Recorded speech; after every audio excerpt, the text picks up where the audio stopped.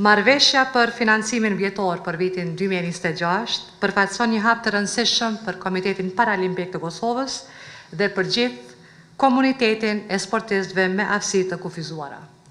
Rritja e buxhetit këtë vit, si rezultat i mbështetjes nga Ministria e Sportit dhe e Rinisë, reflekton vlerësimin për punën dhe angazhimin ton dhe krijon kushte më të mira për zhvillimin e parasportit në Kosovë.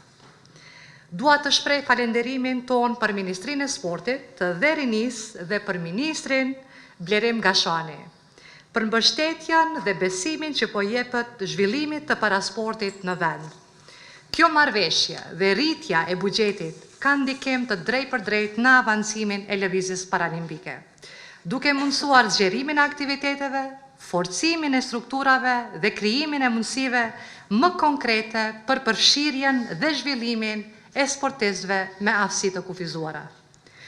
Për të arritur rezultate konkrete. Kjo rritje nuk është e rastësishme, është si rezultat i një qasje serioze edhe të qëndrueshme sa i përket Ministrisë së Sportit dhe Rinisë ndaj parasportistëve tonë, por edhe një reflektim i drejtpërdrejtë i punës së jashtëzakonshme që ka bërë Komiteti Paralimpik në organizim dhe fuqizimin e komunitetit.